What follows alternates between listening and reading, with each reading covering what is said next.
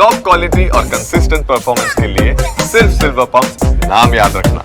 નમસ્કાર, સમાચારો સાથે હું છું જયેશ। સૌપ્રથમ સમાચાર રાજકોટથી આવી રહ્યા છે કે જ્યાં ફન હોટલની અંદર મહત્વપૂર્ણ સમાચાર હાથ લાગ્યા છે। હાલ જે વિગતો મળી છે તે અનુસાર અહીં એક જુગારધામ ઝડપાયું છે। ફન હોટલની અંદર આ જુગારધામ ઝડપાયું। દિલ્હીના વેપારીઓ સહિત 5 શખ્સો અહીં જુગાર રમતા ઝડપાઈ ચૂક્યા છે। પીસીબીની ટીમે 2.72 લાખનો મુદ્દામાલ કબજે કરી લીધો। 3 દિવસથી હોટલમાં આ જુગારધામ ચાલતું હતું। પોલીસે સીસીટીવીના આધારે આ મામલે હવે તપાસ હાથ ધરી છે। વધુ વિગતે વાત કરવા જોડાઈ રહ્યા છે રાજકોટથી સંવાદદાતા મોહિત ભટ્ટ। મોહિત, કઈ રીતે આ આખો મામલો સામે આવ્યો અને શું કાર્યવાહી?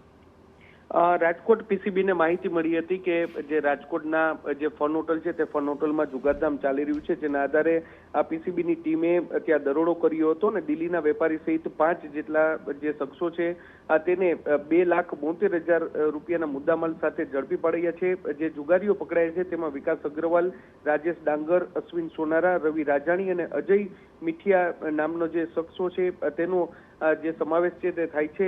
પોલીસે સમગ્ર કેસમાં જે હોટલના સીસીટીવી ફૂટેજ છે તે પણ કબજે કર્યા છે। 3 દિવસથી આ જુગારધામ ચાલતું હોય અને સ્થાનિક વ્યક્તિ છે તેમના દ્વારા આ જુગારધામ ચલાવવામાં આવતું હોય તેવું પ્રાથમિક રીતે સામે આવ્યું છે। એટલું જ નહીં, પરંતુ દિલ્હીથી ખાસ જુગાર રમવા માટે અહીં જે કેટલાક વેપારીઓ છે તે આવ્યા હોય તેવી પણ માહિતી છે તે સામે આવી છે।